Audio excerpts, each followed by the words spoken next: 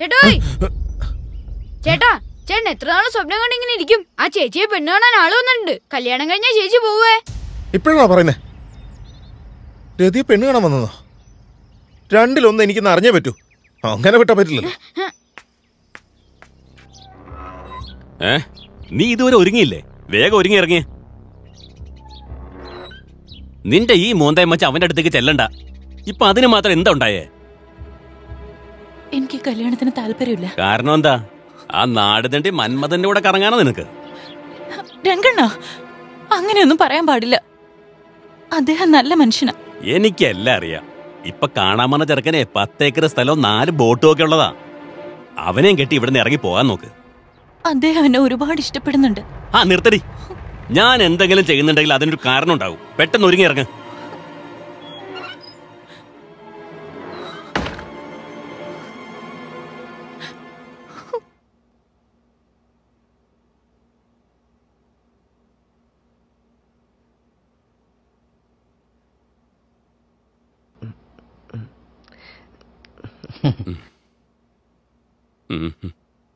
എടുക്ക്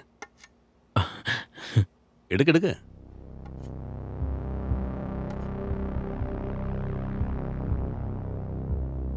മടിക്കാതെ കഴിക്കുന്നേ.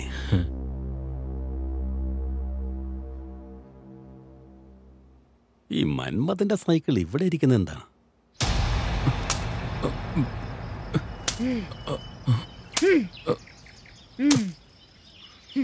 ചേട്ടോയ് വായിട്ടാ.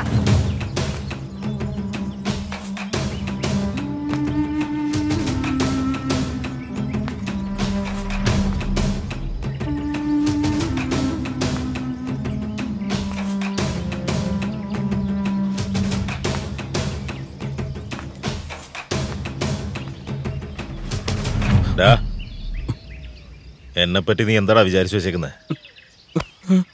പെണ്ണിനെ വീട്ടിൽ നിന്ന് ഇറക്കിക്കൊണ്ടുപോയി കല്യാണം കഴിക്കാൻ ഇഷ്ടമല്ല. പക്ഷെ എന്ത് ചെയ്യാനാ? രംഗനാഥന്റെ പെങ്ങള് രതിയെ എനിക്ക് ഒരുപാട് ഇഷ്ടമാണ്. എന്റെ ജീവനേക്കാൾ ഇഷ്ടം എനിക്ക് അവളെ. രംഗനി കാര്യമൊക്കെ അറിയാവുന്നോണ്ടാ നിന്നെപ്പോലൊരു മണഗുണാഞ്ചനെ കൊണ്ട് അവളെ കെട്ടിക്കാൻ നോക്കുന്നേ.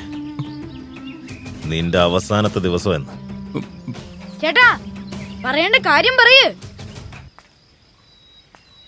കാര്യം എന്താന്ന് വെച്ചാ, രതി എന്റെ പെണ്ണാന്നോർത്തോ. രതി വതി എന്നൊക്കെ പറഞ്ഞ് ഇനി വഴിക്കെങ്ങാനും വന്നാലുണ്ടല്ലോ, വല്ല ചാക്കിലും കെട്ടി നിന്നെ കെട്ടി താഴ്ത്തും ഞാൻ. ഒരാളും ഇതറിയരുത്. ചേട്ടാ, ഇയാളിവിടെ കെട്ടിട്ടിട്ട് വലിയ കാര്യമൊന്നുമില്ലല്ലോ. ശരിയല്ലേ? അഴിച്ചു വിടറ. അവൻ എന്റെ പെണ്ണിനെ കെട്ടാൻ വന്നേക്കുന്നു. ശാപം.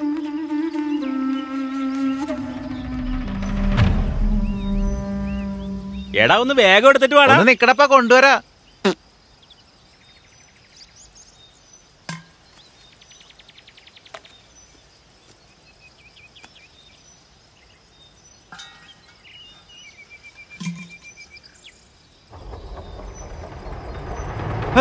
ഗണേശത്തിനൊരു സൗണ്ട് എടുക്കുന്നുണ്ടോ?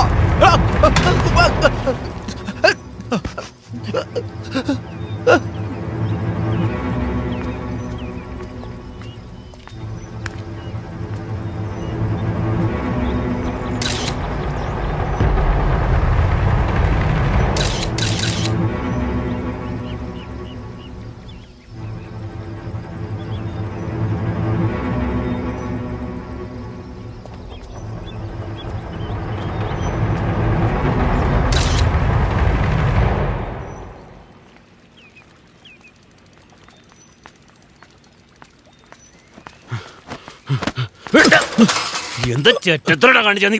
പാവത്തിനെ കൊന്നു കളഞ്ഞാ നീ. രംഗ, നിനക്കെന്താ പ്രാന്ത് പിടിച്ചോ? ഞാൻ ആരും കൊന്നിട്ടൊന്നുമില്ല. മിണ്ടരുത്. എനിക്കെല്ലാം അറിയാടാ.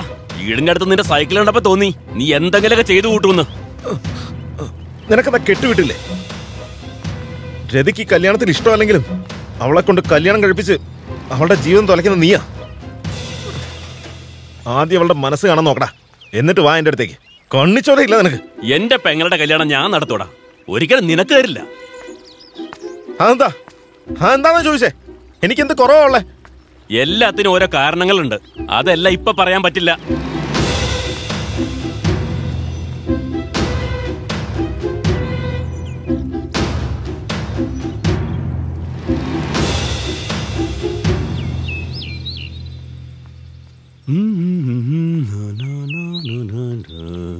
രംഗ വാടാ ഇവിടെ. ആ ദാ വരുന്നു പട്ടേൽ സാറേ.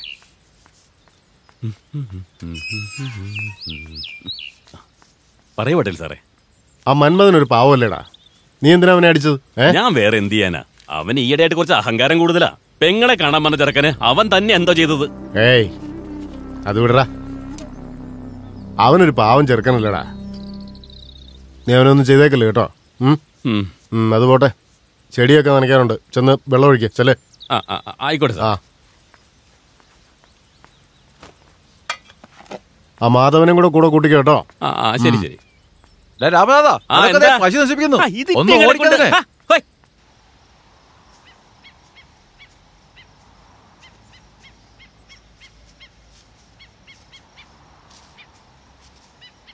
രതി ഒന്ന് നിന്ന്, ഞാൻ പറയുന്ന കേക്ക്. നീ എന്തിനാ ഇങ്ങനെ സ്വയം ഒരുങ്ങുന്നേ? എത്ര നാളെന്ന് വെച്ചാൽ ഇങ്ങനെ നടക്കുക? നിന്നെ ഞാൻ സ്നേഹിച്ചതിന് ദാ നിന്റെ ചേട്ടൻ തന്ന സമ്മാനം. ഇതൊരു വേദനയൊന്നുമല്ല. ഇനി ഇതുപോലെ എന്തൊക്കെ ഉണ്ടായാലും ഞാൻ സഹിച്ചോളാം. ഞാൻ ചാവുന്നവരെ നിന്റെ കണ്ണീന്ന് ഒരു തുള്ളി കണ്ണീര് വീഴാൻ ഞാൻ സമ്മതിക്കില്ല. ഇത്തവണെങ്കിലും മനസ്സ് പറയുന്ന കേക്ക്.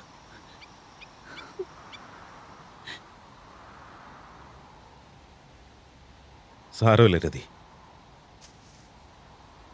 നിനക്കെന്നെ ഇഷ്ടമല്ലെങ്കിൽ ഞാൻ ഒരിക്കലും നിന്നെ കാണാൻ ഇനി വരില്ല. പക്ഷെ ഒന്ന് പറഞ്ഞോട്ടെ, നീ വിധവയാണെന്നുള്ള കാരണം കൊണ്ടല്ല എനിക്ക് നിന്നെ കല്യാണം കഴിക്കണമെന്ന് തോന്നി. ഞാൻ മനസ്സറിഞ്ഞ നിന്നെ സ്നേഹിക്കുന്നു. ഇനിയെല്ലാം നിന്റെ ഇഷ്ടമാണ്. ഞാൻ പോവരുതേ.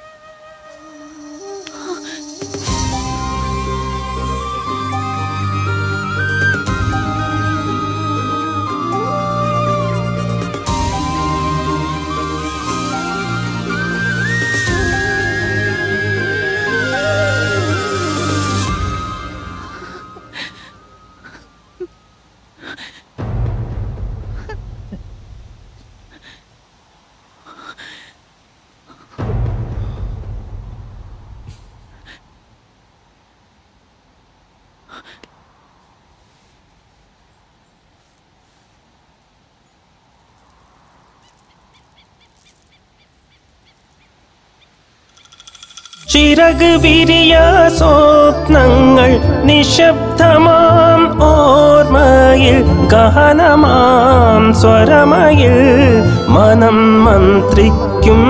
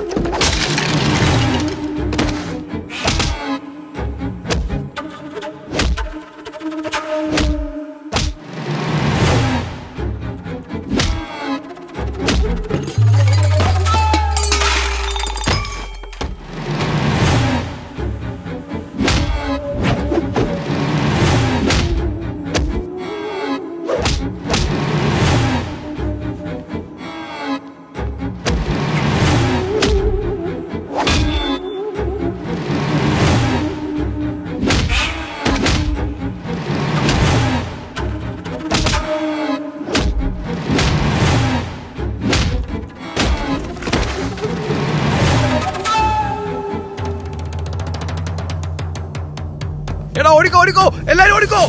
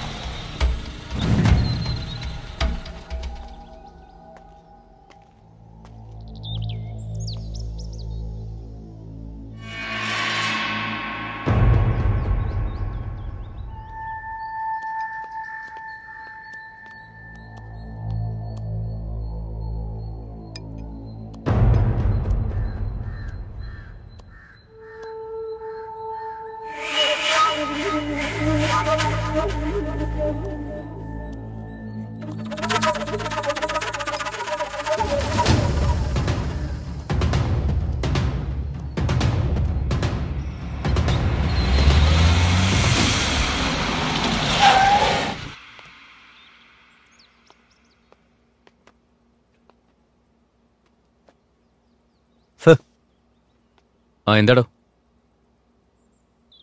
സാർ, ഇവിടെ മന്മഥൻ എന്നൊരാളില്ലേ, അയാളിപ്പോ എവിടെ? അതെ, ഇവിടെ മന്മഥൻ എന്ന് പറഞ്ഞ ആരുമില്ല. ഉള്ളതീ ഞാൻ മാത്രമാ. ഞാനാണ് പോസ്റ്റ്മാൻ മഞ്ജുനാഥ്. പിരിവെട്ടി പ്രാന്തിയേറി നിൽക്കുന്ന കണ്ടില്ലേ? എന്ത് ചെയ്യാനാ, ട്രാൻസ്ഫർ എന്ന് പറഞ്ഞ് എന്നെ ഈ പട്ടിക്കാട്ടി കൊണ്ടിട്ടിരിക്കുക. ഇവിടെ പോസ്റ്റ്മാൻ ആവുന്നേക്കാളും ഭേദം എന്റെ നാട്ടിൽ വല്ല പോസ്റ്റ്മോർട്ടത്തിന്റെ പണി ചെയ്ത് ജീവിക്കുന്നതാ. അതെ അതെ, ഒന്ന് നിന്നേ. താനയാളുടെ പേരെന്തെന്നാ പറഞ്ഞേ? സർ, മന്മഥൻ. മന്മഥൻ? ആ പേരിൽ ഇവിടെ പണ്ടൊരു പോസ്റ്റ്മാൻ ഉണ്ടായിരുന്നു. അയാൾ ഈ നാട് വിട്ട് പോയതുകൊണ്ടാണല്ലോ എന്നെ പിടിച്ച് നരകത്തിക്കൊണ്ടിട്ടേക്കുന്നത്. നാട് വിട്ടു പോയെന്നോ?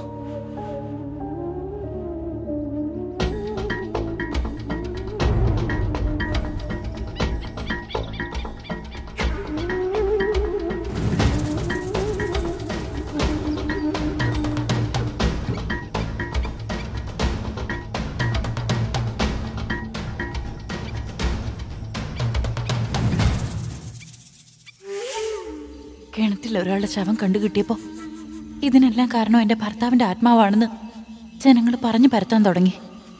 മാത്രമല്ല, നാട് വിട്ടുപോയ മന്മഥനും തിരിച്ചു വന്നില്ല. അദ്ദേഹം എവിടെ പോയെന്ന് ഒരാൾക്കും അറിയില്ല. ജനങ്ങൾക്ക് പറഞ്ഞുണ്ടാക്കാൻ വീണ്ടും ഒരു കഥ കിട്ടി. പക്ഷെ എനിക്ക് വിശ്വാസമുണ്ട്, ഞാൻ സ്നേഹിച്ച മന്മഥൻ എന്നെ ഒരിക്കലും ചതിക്കില്ലെന്ന്. അദ്ദേഹം തിരിച്ചു വരും. അതുവരെ ഞാൻ അദ്ദേഹത്തിനായി കാത്തിരിക്കും.